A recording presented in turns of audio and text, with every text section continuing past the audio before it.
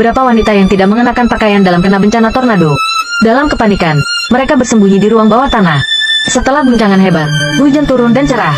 Pada saat ini, ibu hendak membuka pintu dan membawa pulang putrinya, tapi menemukan sesuatu yang tersangkut di pintu baja.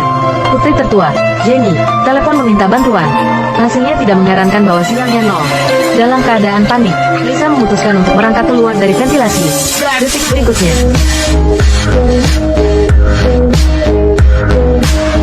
sekeluarga itu sangat ketakutan. Lisa terluka parah. Jenny mendadak dapat ide, merobek karung sebagai kain kasah untuk membungkus Lisa. Ternyata tidak berguna.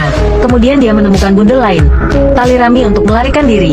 Tapi kemudian monster di luar memblokir ventilasi dengan papan kayu. Tepat ketika seluruh keluarga berada di bawah tekanan, seorang polisi menemukan mobil mereka ditinggalkan di pinggir jalan. Dia datang ke rumah terdekat untuk menyelidiki. Nenek yang baik hati memberinya salam. Kemudian kepala polisi muncul di belakangnya. Polisi itu melihat kepala polisi ada di sini. Bisa pergi dengan tenang. Detik berikutnya, polisi yang baru saja keluar rumah tiba-tiba kebelet pipis. Tiba-tiba terdengar teriakan minta tolong.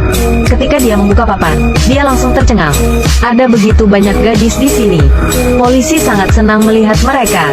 Tetapi saat mengetahui bahwa mereka di penjara, polisi yang pintar tidak panggil bantuan pusat, tapi menjangkau tangan dan menyeret mereka keluar. Detik berikutnya, lebih baik mengandalkan sendiri daripada orang lain. Untuk melarikan diri, ibu mencari di setiap sudut ruang bawah tanah. Akhirnya menemukan pintu di sudut. Ibu dan anak dikena bencana tornado. Mereka sembunyi ke ruang bawah tanah. Tak sangka terkunci di dalam oleh monster yang suka gigit. Kemudian mereka melewati jalan rahasia ke kamar pribadi. Di sini ada tangki bensin yang aneh. Ada juga pot tembaga yang melekat padanya. Pada saat ini, Jenny mengusulkan untuk memindahkannya kembali untuk membakar. Ibu anggukan kepala menyatakan, aku juga berpikir demikian. Pada saat yang sama, Lisa yang terluka telah mengalami koma, dan Linda yang merawatnya. Tiba-tiba aku mendengar suara aneh dari sudut. Dia berjalan perlahan untuk memeriksa. Detik berikutnya, Linda langsung berubah menjadi makan malam monster.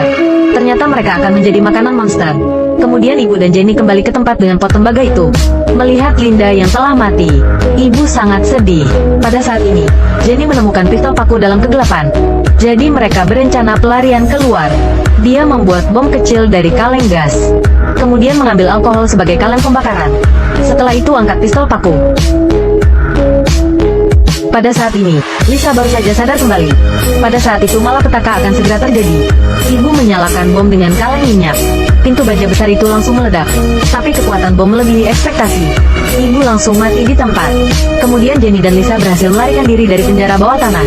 Tetapi ketika mereka melompat keluar dari pagar untuk melarikan diri, terjadi kecelakaan.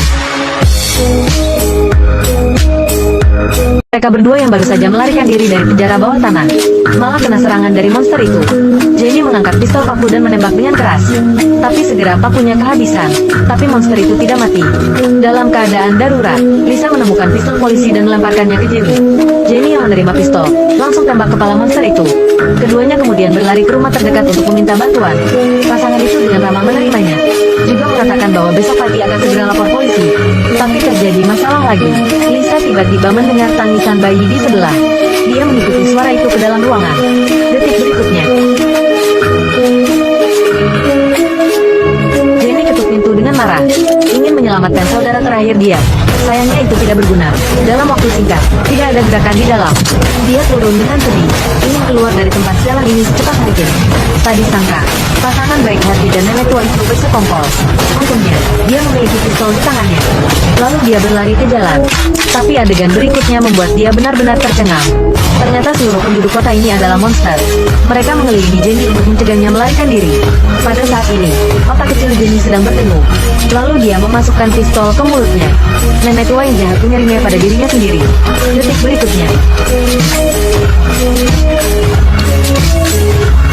tiba-tiba terdengar suara peluit.